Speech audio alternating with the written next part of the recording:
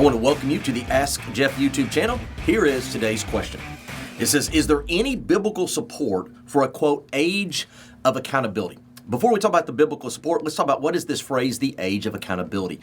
This is a phrase that is utilized to describe what is the point or what stage of life is someone personally responsible to God in light of their own transgressions against Him, what we call commonly sin. Now, there are some denominations and ecclesiastical groups that will actually put an age on this, that at 12 years of age or 10 years of age, whatever it may be.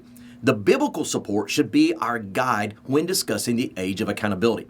And the biblical support that we get is found in Deuteronomy chapter 1, where the Israelites are about to go into the promised land. And as they're wandering in the wilderness, you know that they rebel against God. They begin to whine and complain. They had it better off in Egypt.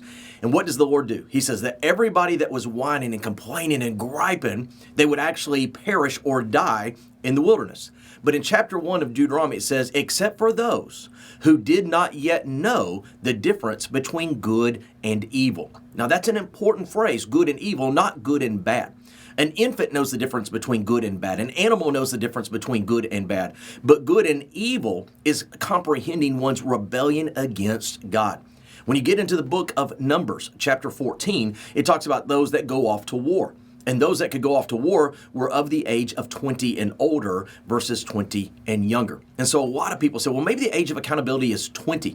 Well, that would be like a junior in college. Others would claim that's based on the bar mitzvah schedule of becoming 13 years of age.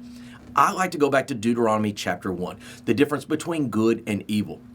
So as we're raising children, as we're assisting in their spiritual development, there are some children who at age 5 and 6 truly grasp what sin is.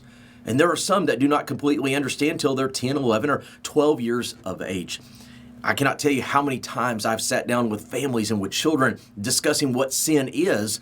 And a child can tell you what sin is, but then when you ask them to apply it to their own life, they can't bridge the gap. And so the age of accountability is what is that time period in a person's life where they go from what we like to call innocence, not really comprehending their sin condition, to understanding the gravity of how they've transgressed against God. In my own personal testimony, I remember when that time took place in my life, when I realized that my sinning against God wasn't just, upsetting my parents or maybe getting in trouble with a teacher. I realized that what I deserved was eternal punishment. Tentatively we call it, or collectively we call it hell in the Bible.